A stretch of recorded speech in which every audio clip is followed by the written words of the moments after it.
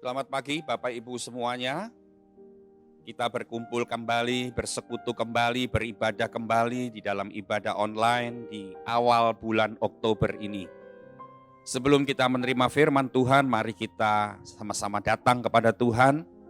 Saya ingin Bapak Ibu beri waktu kurang lebih beberapa menit ke depan ini sungguh-sungguh letakkan semua kesibukanmu, tinggalkan semua urusan-urusanmu di rumah.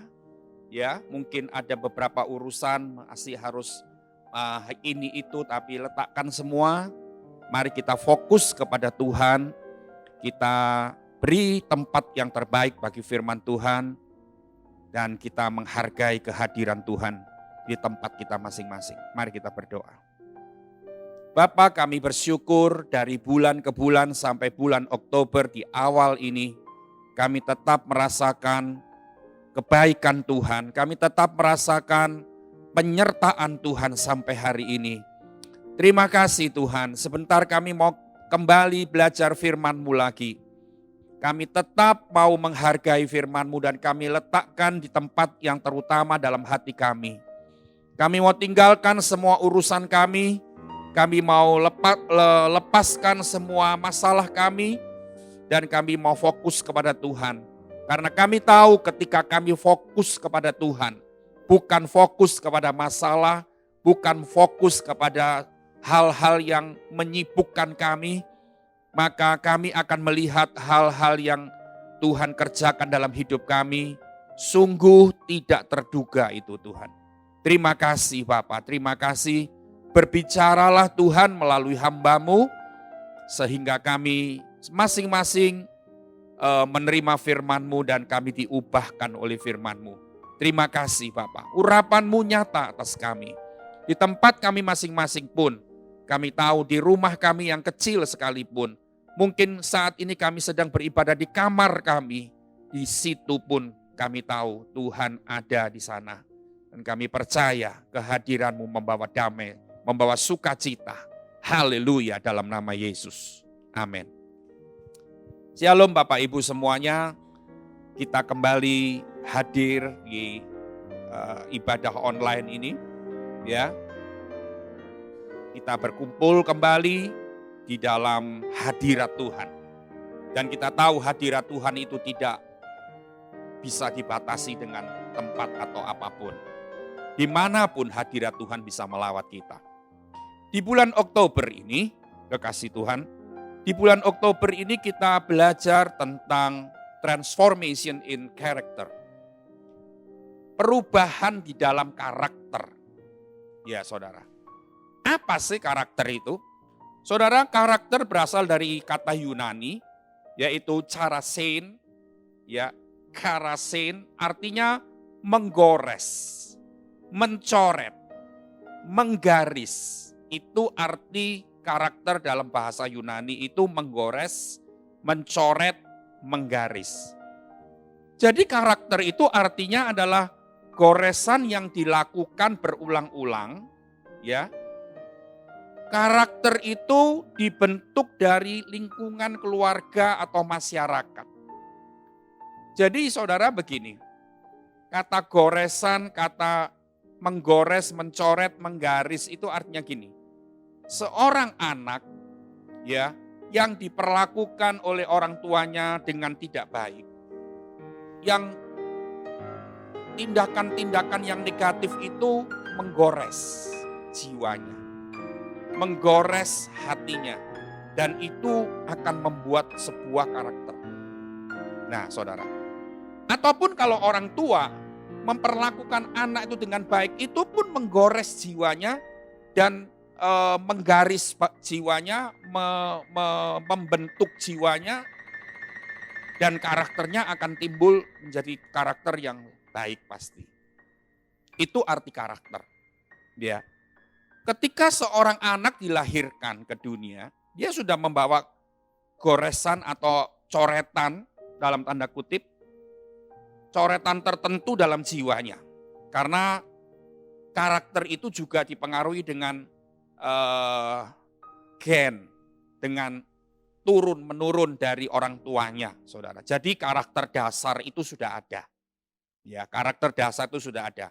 Dan itu akan menjadi bagaimana itu nanti orang tua, masyarakat yang akan memperlakukan dia, menggores, menggaris, dan mencoret itu tadi kata karasin itu akan anak itu jadi apa, itu nanti tergantung dari semuanya itu.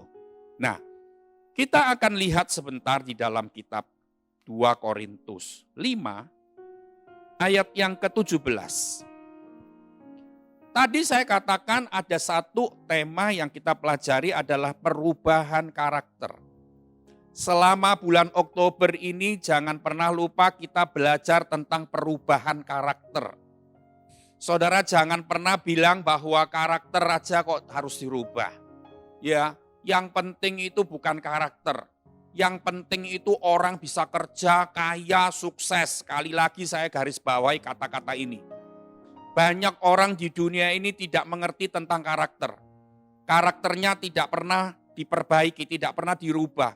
Karena dia merasa nggak penting lah merubah karakter. Dan ada orang berpikir begini, karakter itu kan sudah dibawa dari lahir, mana bisa dirubah. Yang penting kamu kerja, yang penting kamu sukses, yang penting kamu kaya. Kamu mau berkarakter apa, yang penting kamu kaya. Saudara, orang dunia boleh punya prinsip yang salah seperti itu. Tapi anak-anak Tuhan, kita semua jangan sampai punya keyakinan atau prinsip yang salah juga. Karena saya sudah pernah katakan gini, karisma, kalau kita jadi orang yang berkarisma, karisma itu akan membuat kita naik sampai kepada puncak hidup kita. Ya. Tapi karakter itu yang akan mempertahankan kita di puncak. Di posisi teratas dalam diri kita. Ya. Jadi kalau saudara pengen sukses, oke lah, semua orang pengen sukses, semua orang pengen kaya, pengen banyak duit. Ya toh? Tapi jangan pernah lupa, tanpa diiringi dengan perubahan-perubahan karakter, maka kesuksesanmu itu tidak pernah akan berlangsung lama. Tidak pernah akan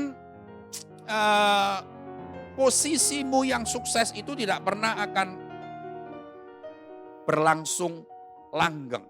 Itu artinya.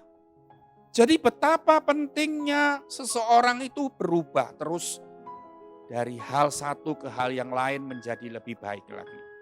2 Korintus 5 ayat 17 berkata, jadi siapa yang ada di dalam Kristus, ia adalah ciptaan baru. Perhatikan, siapa yang ada di dalam Kristus, ia adalah ciptaan baru, yang lama sudah berlalu, yang sesungguhnya yang baru sudah datang. Ini bicara soal apa? Ini bicara soal karakter. Yang lama sudah berlalu, yang baru sudah datang. Kalau kita tinggal di dalam Kristus, ya, siapa yang ada di dalam Kristus. Saudara, saya mau katakan begini.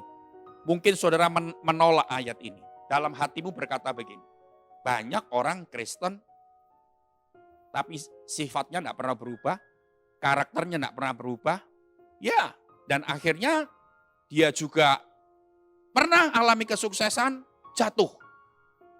Mulai menanjak lagi, turun lagi. Nah, saudara, saya bilang orang yang di dalam Kristus, orang Kristen belum tentu dia sudah hidup di dalam Kristus. Ya. Siapa yang di dalam Kristus itu artinya gini. Dia percaya kepada Yesus Kristus. Setelah percaya dia menerima Yesus Kristus. Setelah menerima dia tinggal di dalam Kristus. Tinggal di dalam Kristus itu bukan cuma ke gereja. Bukan cuma KTP-nya jadi Kristen. Bukan begitu. Tinggal di dalam Kristus itu artinya menghidupi kebenarannya Kristus. Itu artinya tinggal dalam Kristus. Jadi saudara, orang Kristen belum tentu tinggal di dalam Kristus. Dan kalau tidak tinggal di dalam Kristus tidak ada jaminan bahwa dia akan berubah karakternya. Yang lama tetap seperti itu, yang baru tidak datang-datang, itu artinya. Tapi kalau saudara jadi orang yang tinggal di dalam Kristus, awal percaya, kedua menerima, dan ketika tinggal di dalam Kristus menghidupi kebenaran, ya, bukan jadi orang Kristen tapi tidak pernah menghidupi kebenaran Yesus Kristus. Tapi dia menghidupi kebenaran, saya percaya. hidupnya pasti berubah. Hidupnya pasti berubah. Jadi kehidupan yang berubah, karakter yang berubah tidak perlu diminta-minta. Tuhan ubahlah hidupku, Tuhan ubahlah karakterku. Saudara, mungkin saudara pernah berbicara dalam doa seperti itu kepada Tuhan. Ya kelihatannya oke lah, tidak salah lah doa gitu. Tapi kalau kita ngerti, kok tidak usah minta-minta sama Tuhan untuk diubahkan. Saudara tidak usah minta-minta dan berdoa setiap hari minta diubahkan. Cukup tinggal dalam Kristus. Cukup hidupi kebenaran Kristus. Hidupmu akan berubah. Ya saudara. Nah hari ini kita belajar. Ada satu ayat lagi yang bagus di Roma 12 ayat 2. Roma 12 ayat 2 berkata begini. Janganlah kamu menjadi serupa dengan dunia ini, tapi berubahlah oleh pembaharuan budimu, sehingga kamu dapat membedakan manakah kehendak Allah, apa yang baik, yang berkenan kepada Allah, dan yang sempurna. Saudara, di sana dikatakan berubahlah. Ada kata perintah berubahlah. Ini perintah Tuhan untuk berubah. Jadi saudara, kalau ada orang Kristen yang sudah merasa tidak perlu berubah, itu melanggar perintah Allah. Karena perintah Allah bilang berubahlah. Ya, berubahlah. Jadi saudara, semua termasuk saya, semua orang harus tetap merasa aku harus tetap berubah. Aku masih harus berubah. Aku masih harus berubah. Nah, tidak ada manusia yang sempurna. Ya, kita ngakui bahwa kita tetap harus berubah. Bagaimanapun tinggi jabatan kita dalam kerohanian, bagaimanapun kesenioran kita dalam umur kita, dalam Kristen kita dan sebagainya, saudara, tetap kita harus berubah. Karena firman Tuhan bilang berubahlah. Ini perintah Allah. Kalau kita tidak mau berubah berarti kita melawan perintah Tuhan. Adakah saudara hari ini yang bilang di dalam hatimu, aku tidak perlu berubah, aku sudah baik, cukup sudah, kurang apa lagi? Tidak ada. Kalau kita pernah berpikir seperti itu, maka kita akan artinya kita melawan perintah Tuhan. Nah saudara, ada beberapa sebab kenapa seseorang tidak berubah. Yang pertama, dia tidak pernah merasa perlu berubah. Ini yang penting. Nomor satu, orang tidak pernah berubah. Orang Kristen tidak pernah berubah karena dia merasa tidak perlu berubah. Dia merasa sudah baik, dia merasa sudah cukup, dan dia merasa sudah oke, lebih baik dari si A, si B, si C. Dia tidak pernah merasa berubah, maka orang tidak akan berubah. Yang kedua, dia tidak percaya kalau karakter itu bisa diubah. Banyak orang Kristen merasa gini, karakter itu dibawa dari lahir. Sifat seseorang itu dibawa dari lahir. Tidak mungkin bisa berubah. Memang merubah seseorang dalam karakternya itu tidak mudah. Kalau kita mau merubah seseorang nggak bisa. Ya, karakter kita ini berubah karena kita menyadari dan kita menghidupi kebenaran Kristus. Kristus akan mengubah kita. Kalau kita mau berubah, tapi kita tidak mau menghidupi kebenaran Kristus, kita tidak akan bisa berubah. Jadi yang pertama, orang tidak bisa berubah karena dia merasa tidak perlu berubah. Yang kedua, dia tidak percaya kalau karakter bisa berubah. Ini tidak boleh sampai ada di hati, di pikiran kita. Kita tahu di dalam Kristus ada perubahan. Di luar Kristus mungkin nggak bisa berubah. Ya, yang terakhir, benar-benar tadi, harus ada di dalam Kristus sungguh-sungguh. Kalau dia belum ada di dalam Kristus, dia tidak bisa berubah. Jadi yang pertama, dia tidak merasa perlu berubah. Yang kedua, dia tidak percaya kalau karakter itu bisa diubah. Yang ketiga, dia belum ada di dalam Kristus. Belum tinggal di dalam Kristus. Menyebabkan seseorang tidak bisa berubah. Saudara, karakter itu apa sih? Karakter itu memperlihatkan siapa diri kita sesungguhnya. Itu karakter. Nah, karakter seseorang ya akan muncul, akan terlihat ketika ada tekanan. Ketika ditekan, dipres oleh seseorang, oleh situasi, maka itu yang akan muncul. Saudara lihat, ya gini, kalau semua baik-baik kita tidak akan kelihatan karakter kita. Tiba-tiba kita naik mobil, mobil ini mobil baru. Wow, tiba-tiba ada mobil dari belakang menabrak mobil kita dan kita kaget. Dan kita keluar dari mobil itu, nah itu muncul. Siapa diri kita sesungguhnya itu dilihat ketika kita mengalami tekanan hebat. Tekanan. Saat seperti itu misalkan, itu kelihatan. Karakter seseorang kelihatan sesungguhnya. Saat kita difitnah oleh seseorang, itu kan ditekan. Difitnah itu kan dipermalukan. Nama baik kita dicemari dengan fitnahan-fitnahan itu. Saat fitnahan datang, itu yang melihat yang akan terjadi dalam diri kita, reaksi kita itu kelihatan sesungguhnya karakter kita bagaimana. Saudara. Apalagi misalkan ada seorang yang jahati kita. Wow, itu kelihatan nanti karakter kita. Bagaimana? Saudara lihat lagi dalam pernikahan misalkan suami istri. Tiba-tiba suaminya berselingkuh, mengkhianati istri. Kelihatan itu sifat karakter asli dari istri siapa dirinya itu kelihatan ketika dia melihat mendapatkan tekanan bahwa suaminya mengkhianati dia dan bahkan sebaliknya. Itu contoh-contoh saja. Banyak situasi, banyak kejadian-kejadian yang bisa menekan kita dan itu memperlihatkan karakter kita sebenarnya seperti apa. Nah, saudara, kita sekarang akan lihat sebentar tentang kehidupan Yakub di dalam kitab Kejadian. Ya. Kita tahu bahwa Yakub itu adalah anak kembar. Ya. Kita tahu bahwa Yakub itu anak yang lahir belakangan dan dia memiliki seorang saudara kembar yaitu Esau. Dia lahir lebih dulu. Nah, saudara, kita lihat bahwa Yakub itu terkenal dia sebagai seorang penipu. Dia menipu dalam beberapa macam kejadian dia melakukan tindakan penipuan. Contohnya, saudara, di dalam kitab Kejadian 25, ya, 26, 27, saudara, dia menipu ayahnya, Ishak. Ketika Ishak sudah tua dan dia sudah buta, dia tidak bisa melihat lagi. Ishak ditipu oleh Yakub. Ya. Ishak ditipu dengan cara bagaimana?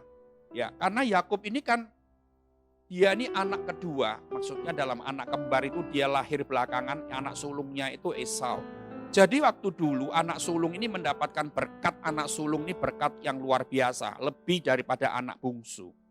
Nah, pada saat itu Yakub sebagai anak bungsu, dia ini ingin mendapatkan hak kesulungan, mendapatkan berkat anak sulung yang dimiliki oleh Esau, tapi kan dia tidak bisa.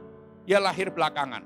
Nah, saudara, banyak orang menafsirkan bahwa Yakub ini menipu kakaknya Esau. Tetapi kalau saya berkata dia tidak menipu kakaknya. Saya mau buktikan, saudara. Dia cuma menipu ayahnya.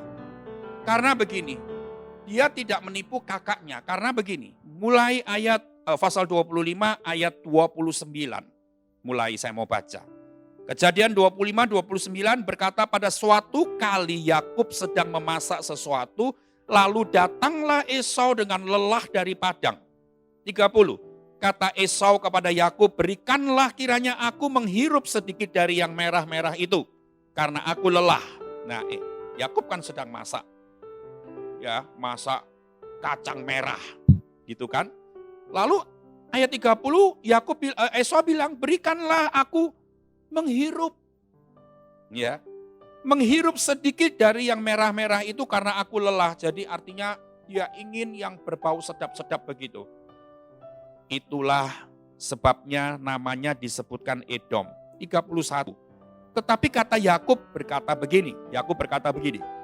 Jualah dahulu kepadaku hak kesulunganmu. Saud Esau. Sebentar lagi aku akan mati. Apakah gunanya bagiku hak kesulungan itu? Kata Yakub, bersumpahlah dahulu kepadaku, maka bersumpahlah ia kepada Yakub dan dijualnyalah hak kesulungan kepadanya. Saudara, artinya begini, di dalam kasus itu, peristiwa itu Yakub tidak menipu. Ya, Karena memang di sini Esau berkata, aku mau mati. Buat apa hak kesulungan? Nah, memang Yakub kan kepingin hak kesulungan itu. Dia pakai kesempatan itu. Lalu dia bilang begini, ayo bersumpah dulu. Jualah itu kepadaku. Nurut, Esau nurut. Dia dapat. Ditukar dengan semangkok kacang merah. Saudara, di sini dia tidak menipu. Tetapi di ayat 2, di pasal 27 Kejadian, Yakub menipu ayahnya.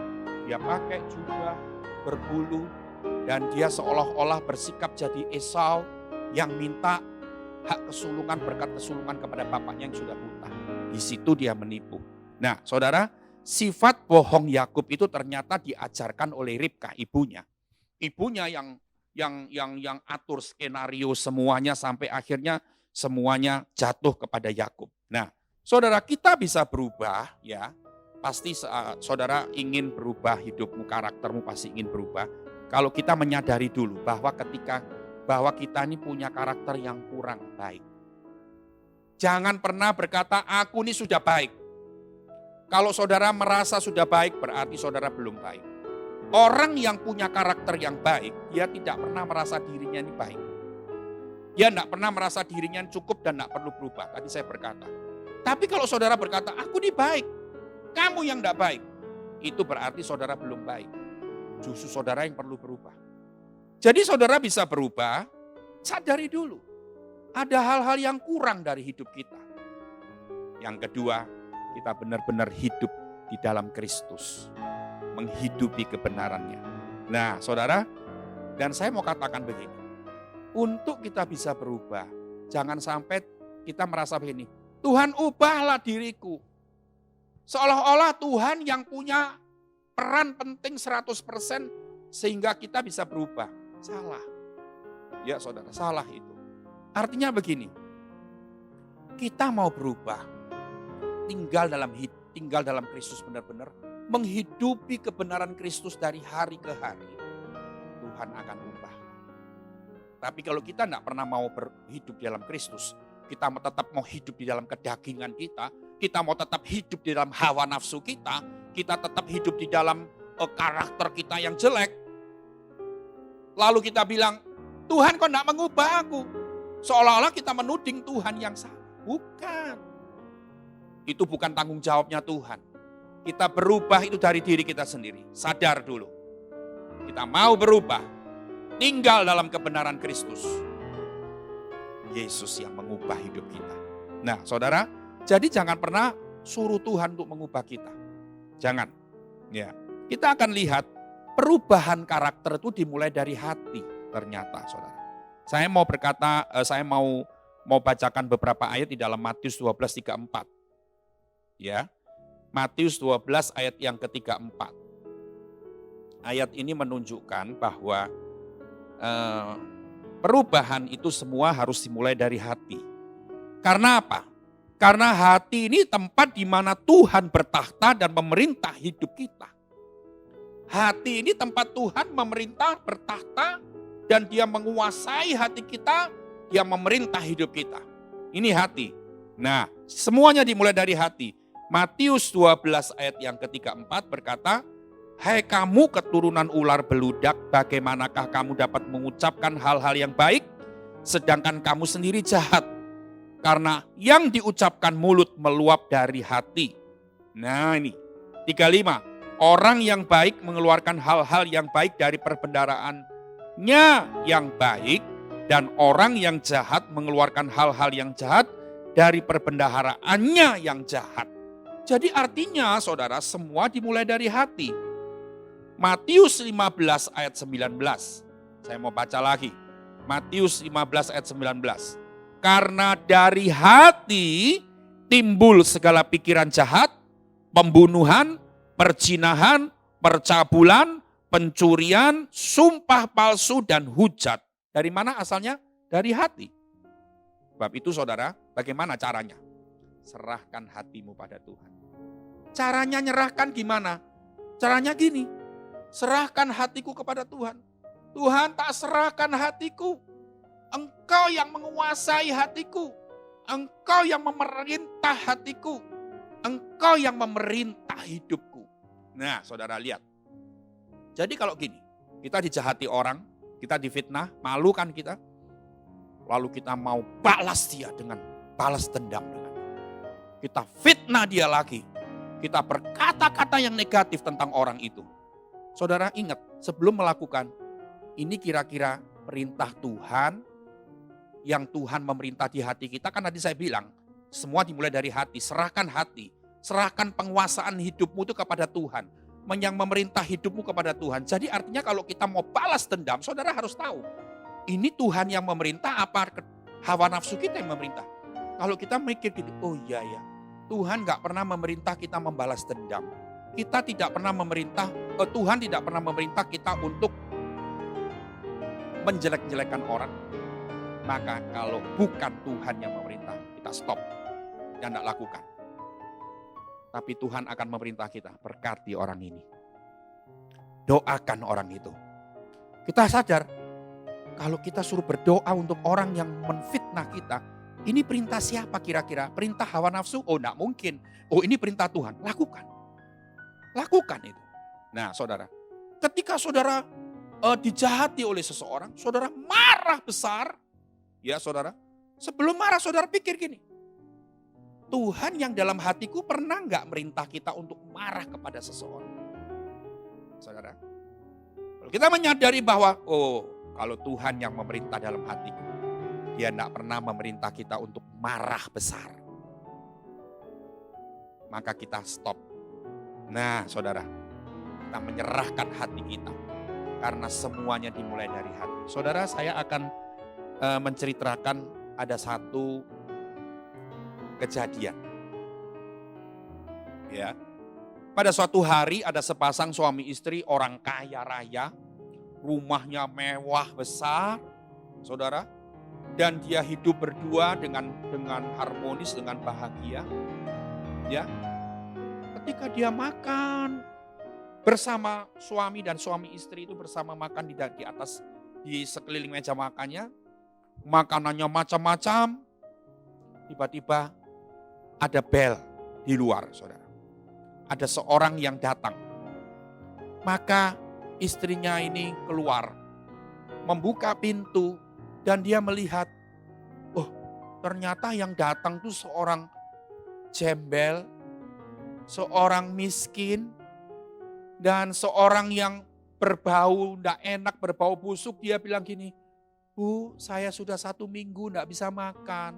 Saya minta makanan yang ada sisa-sisa ibu saja. Saudara, ketika istri melihat ada seorang gembel dan seorang miskin yang berbau busuk minta makan. Dia bilang ini sebentar ya Pak, dia tutup pintunya lagi, dia kembali ke meja makan, dia bilang sama suaminya, suamiku, sayangku, gitu kan. Sekarang kan orang manggil suami istrinya itu kan sayang gitu kan saudara. Ya, tapi saya lihat kadang-kadang sayang akhirnya hubungan mereka berakhir di pengadilan, di sidang perceraian. Kalau manggilnya sayang gitu saudara. Sayang cuma di mulut.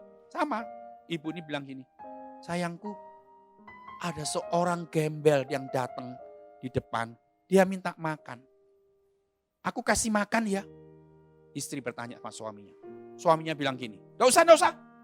Bikin repot aja. Kita lagi makan kok ngasih makan orang. Sudah, usir saja dia, gak usah kasih makan apa-apa. Dia minta sisa-sisanya kita makanan yang sisa-sisa dia minta. Nggak usah, jangan repot-repot. Nggak usah ngurusin orang kayak gitu. Istrinya dengan hati yang sedih, dia keluar ke pintu rumah. Dia berkata kepada gembel ini, maaf ya Pak, suami saya enggak boleh, kami enggak punya makanan dan suami saya melarang karena kami lagi makan. Maaf Bapak, pulang aja. Pengemis ini, orang gembel ini dan berbau busuk ini, nangis dalam hatinya, dia menahan lapar, minta makan dari orang kaya pun enggak bisa. Saudara, waktu berjalan terus. Suami ini memang memiliki karakter sombong. Ya, dia memiliki karakter, kalau orang enggak selevel sama saya, dia enggak ngereken, saudara. Kan ada toh orang kaya tapi, saya pasangin jempol.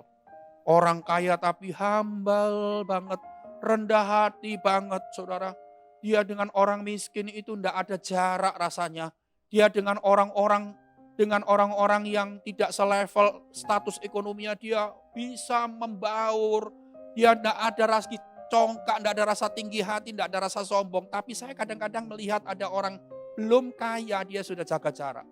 Kalau ada orang yang tidak levelnya dia jauhi. Mungkin si suami punya karakter seperti itu. Waktu berjalan begitu lama beberapa puluh tahun, tiba-tiba bisnis dari suami ini, dari keluarga ini tiba-tiba hancur, habis. Entah dengan berbagai macam sebab. Lalu karena bisnis hancur, perekonomian mereka hancur, itu berakibat ke hubungan suami istri. Akhirnya hubungan mereka stop di perceraian. Ya saudara, singkat cerita mereka bercerai. Lama setelah itu saudara, setelah mereka cerai, istri ini masih cukup muda juga, tiba-tiba ada seorang kaya yang melamar dia. Akhirnya mereka berhubungan berhubungan mulai dekat dan akhirnya si istri lihat ini orang kaya baik sekali. Orang kaya ini ternyata bukan orang yang sombong seperti suamiku dulu. Lalu dia menerima lamaran dari si pacar barunya ini. Saudara, singkat cerita mereka akhirnya menikah dan mereka tinggal di sebuah rumah yang besar. Lebih besar daripada rumah yang pertama dulu dengan suami yang pertama. Dan akhirnya kejadian itu terulang saudara. Pada waktu istri ini punya suami baru di rumah yang lebih besar dengan kekayaan yang lebih banyak. Wah, pada satu hari dia lagi makan ayam, makan ikan, makan babi, makan macam-macam saudara. Tiba-tiba pintu rumah mereka dibel lagi, diketuk oleh seseorang yang dia tidak tahu. Istrinya keluar lagi. Istrinya keluar dan ternyata sama kejadiannya dengan berapa puluh tahun lalu. Ada seorang miskin, ada seorang pengemis yang gembel, yang dia bilang, "Bu, saya sudah lama tidak makan, sudah hampir 2 minggu tidak makan. Saya minta makanan dari ibu, apa yang ibu bisa kasih ke saya mau, apapun saya mau." Lalu dia kasih dan dia lihat gini, loh kok ini orang, ini kan suamiku dulu berapa puluh tahun yang dulu jahat. Ada pengemis masuk, enggak boleh kasih makan. Ternyata ini suaminya yang dulu, saudara. Jadi pengemis, minta-minta. Dan saudara, istri ini, ibu ini masuk lagi ke dalam rumahnya. Dia nangis di depan suaminya. Dia bilang gini, "Suamiku, ada seorang pengemis yang minta makan kepada aku. Bolehkah aku kasih makan?" Lalu suami yang baru dia bilang ini, "Kasih. Kita ini ada ayam, ayo ambilkan. Ini ada ikan, ambil. Kasih nasi yang banyak. Ini ada babi, kasih. Ada ikan-ikan ini, ada udang dan sebagainya. Kasih semua, kasih semua. Jangan ada yang tidak dikasih. Kasih cukup, kasih minum. Ambilkan botol-botol yang untuk dia minum juga. Nah, kasih pakaian juga untuk dia.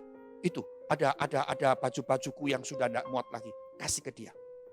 Saudara. Tapi istri nangis terus, istri nangis di depan suaminya. Lalu suami tanya gini, "Kenapa istriku kamu kok nangis? Apakah kamu tidak setuju aku mau kasih makan orang itu?" Istri bilang begini, "Suamiku, aku nangis karena aku sedih. Dia adalah suamiku yang dulu menolak orang untuk tidak boleh kasih makan. Dan ternyata suami yang baru ini saudara, ingat kejadian itu. Lalu dia bilang gini, "Oh ya, kamu tahu siapa saya? Siapa aku? Suamimu ini dulu yang minta-minta sama kamu dulu, yang suamimu dulu tidak boleh kasih aku makan. Pengemis dulu itu jadi suaminya dia sekarang saudara." Dan akhirnya saudara, orang yang jahat yang punya karakter menolak tidak mau kasih makan itu adalah pengemis yang sekarang itu. Saudara tahu? Ya, kita lihat. Kita tahu dari firman Tuhan apa yang terjadi. Karakter yang buruk akan mendatangkan malapetaka untuk diri kita sendiri. Ini perhatikan, kalau kita nggak mau berubah, kita punya karakter tapi kita tahu bahwa kita punya karakter yang kurang, ada karakter yang tidak baik. Tapi kita tidak mau berubah. Di samping kita melanggar perintah Allah karena perintah Allah mengajak kita supaya berubah, kita tidak mau berubah maka akan terjadi malapetaka yang diakibatkan karena karakter kita yang tidak berubah. Sebab itu saudara, melalui firman Tuhan dan melalui cerita ini, mari kita berubah. Karena karakter yang baik itu akan menopang kita saat kita di posisi puncak dalam hidup kita. Tidak ada lagi ceritanya orang yang berkarakter itu akan naik turun. Hidupnya susah, enggak. Tapi orang yang berkarakter, dia akan menduduki posisi yang tertinggi dalam hidupnya. Mari kita datang kepada Tuhan. Hari ini kita mengadakan perjamuan kudus Bapak Ibu. Saya percaya Bapak Ibu sudah menyiapkan semua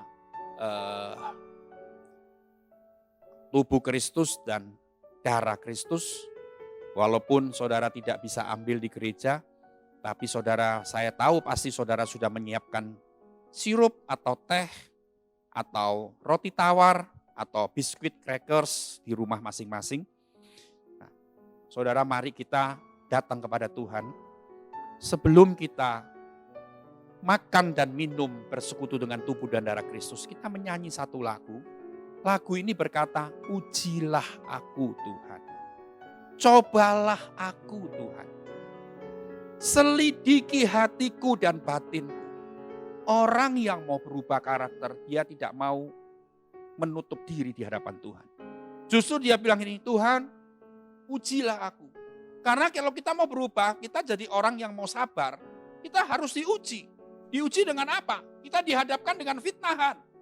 Kita dihadapkan dengan tingkah laku yang jahat dari orang. Kita akan diperhadapkan orang-orang yang melukai hati kita. Itu ujian dari Tuhan untuk membuat karakter kita berubah. Nah saudara perhatikan, orang yang mau berubah karakter dia akan berkata, ujilah aku Tuhan. Cobalah aku Tuhan. Selidiki hatiku dan batinku. Haleluya, haleluya. Mari katakan sama-sama. Ujilah aku Tuhan. Cobalah aku Tuhan. Selidiki batinku dan hatiku. Mataku tertuju padamu. Sambil kita menyiapkan tubuh Kristus. Aku cinta padamu Tuhan. Aku rindu hadirat-Mu Tuhan. Aku ingin selalu dekat padamu, menikmati kehadiran-Mu. Katakan, ku nyanyi Hosana bagi Rajaku yang duduk di tahta. Aku muliakan dan ku agungkan, Kau layak disembah.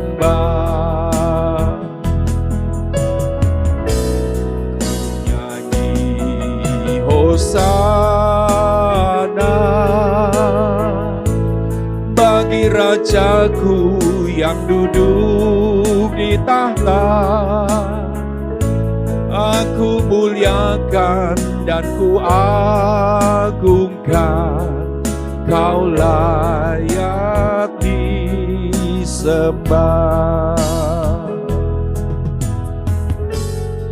Mari kita pegang tubuh Kristus.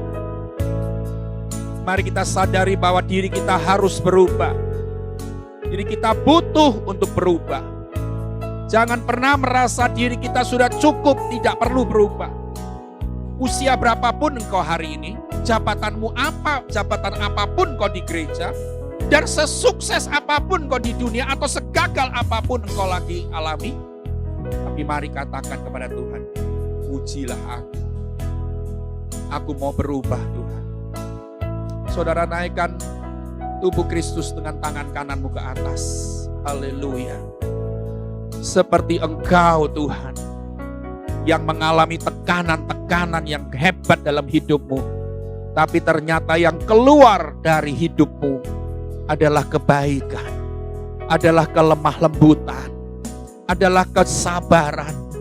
Tuhan, aku berdoa, kami sedang menaikkan tubuh Kristus dengan tangan kami ke atas. Kami percaya ketika kami memecah-mecahkan tubuhmu, ada kehidupan yang dihancurkan, dan kehidupan kami sungguh menjadi kehidupan yang diubahkan. Mari kita makan tubuh Kristus di dalam nama Yesus bersama-sama. Haleluya.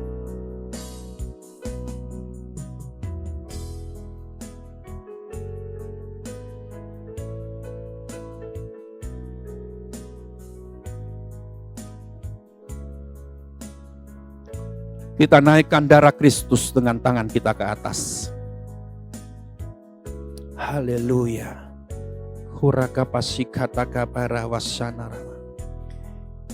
Kita bersama-sama minum darah Kristus. Haleluya.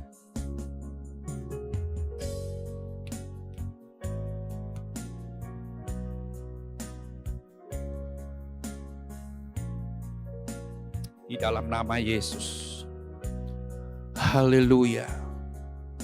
Aku bersyukur Tuhan, tubuh dan darah-Mu sudah diberikan, dan hidupmu menjadi sebuah persembahan supaya kami menjadi orang-orang yang baru di dalam Kristus.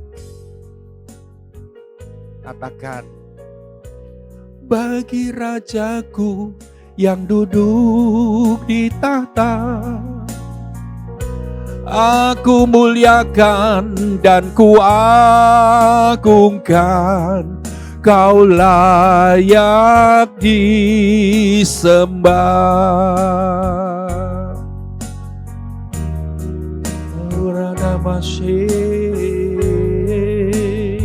Di dalam nama Yesus Bapa, ada kuasa-Mu yang bekerja, kuasa tubuh dan darah-Mu yang berubah, yang berkuasa itu mengubah hidup kami dan bekerja dengan dahsyat dalam hidup kami.